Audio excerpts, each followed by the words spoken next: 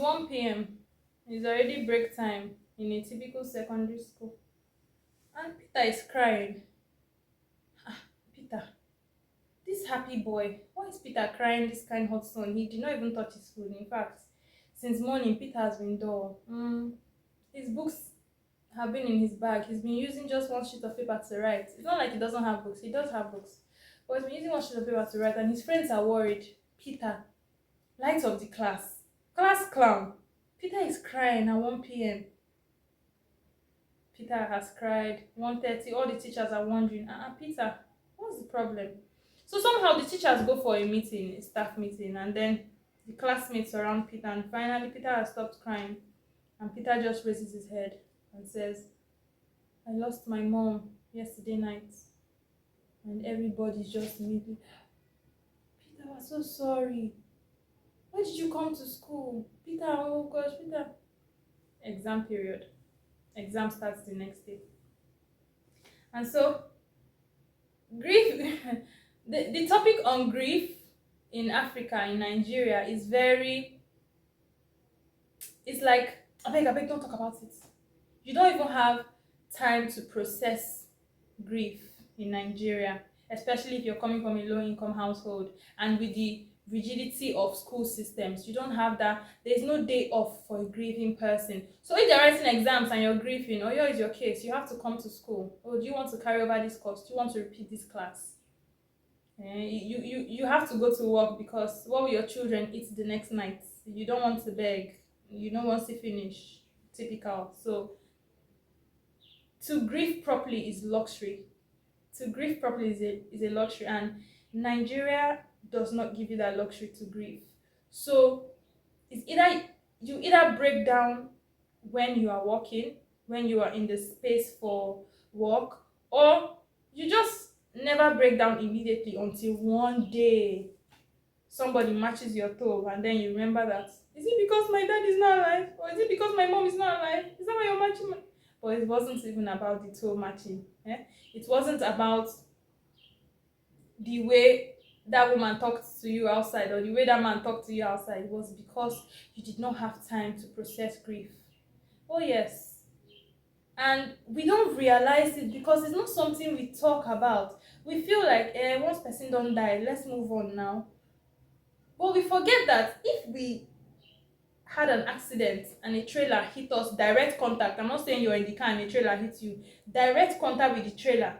If a trailer and you collide like this and your bones crush, you'll be bedridden for weeks, months, sometimes even years.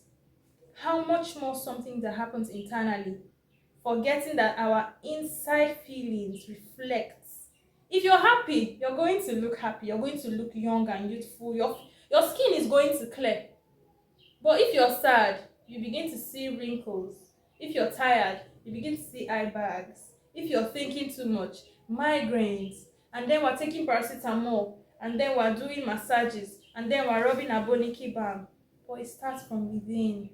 And grief for many Nigerians is not something they can sit through, because the country is not soft. Go sit down for house now, and that person go open shop. When you come back, your customers go forget you. Typical.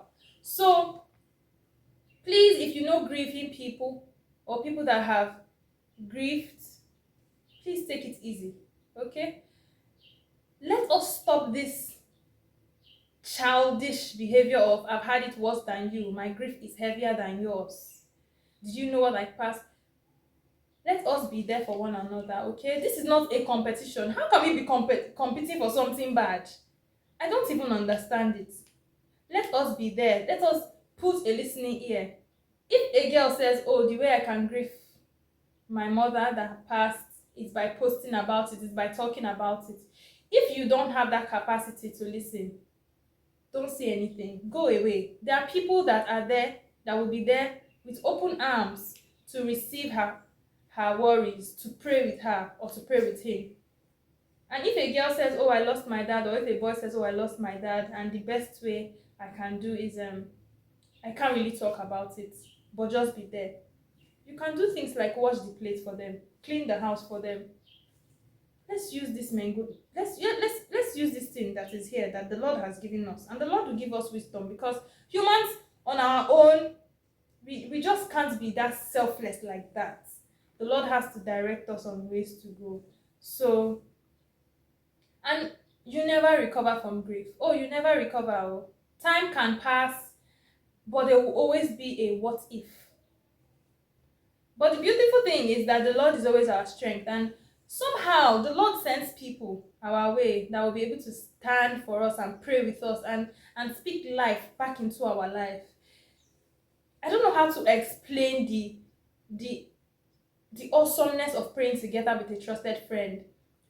You think you're all right and you're strong and you're doing your work and you're reading and you're getting everything, but a good trusted friend sent by the Lord just knows how to look right through your spirit and pray with you in that moment. And you know, when you've come back from hot sun and you drink cold water, that's how it feels like.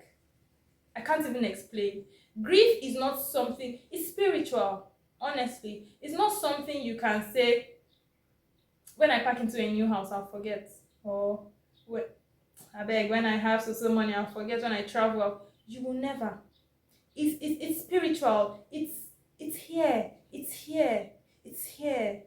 It's in your body. So you need to go spiritual to deal with grief. You need to pray. You need to speak life back into yourself. You need to draw strength from the Lord.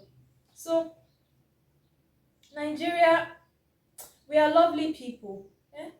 It's just like, I don't know.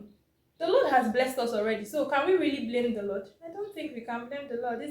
It's just the way that the things have been. So if you know a grieving person in Nigeria, if the person is not someone that likes to talk about it very much, be present. Yeah, there are other things to do. You can help them with their chores, support them in their businesses, any other way but vocally. They will now use their hand to even come and say, thank you, this thing has been weighing me down. If the person is someone that likes to talk and you're not the person that likes to receive talk, just leave them. Don't start saying, I beg, you're doing too much, it's only it happens to. Don't do that. They will never near you again, honestly. And yeah, we should just be spaces for people, really. We should try to be compassionate enough. And sometimes it can be heavy, and that's why we have the Lord. And times when you notice it's too heavy for you to carry, take a step back. Oh yes, but be vocal about it. And now imagine how Peter had felt when he realized that he cannot miss class the next day, because he will fail now. The teachers will tell him sorry, but there's nothing they can do. It's not in their power to tell him to stay home.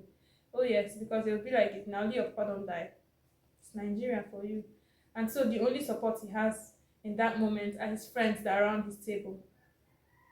And everybody's trying to make Peter laugh again, because Peter is the typical bundle of joy in the class. And Peter is not having it today. And so they all go to Peter's house in the evening, and somehow Peter is able to break a smile. Just a little now. And you see the power of nice community. The Lord will send good people our way in due time. And yes, this is just an open letter to everyone grieving. Things will get better. It won't be forgotten, but things will get better. And the Lord will always be on our side. And as always, seek it.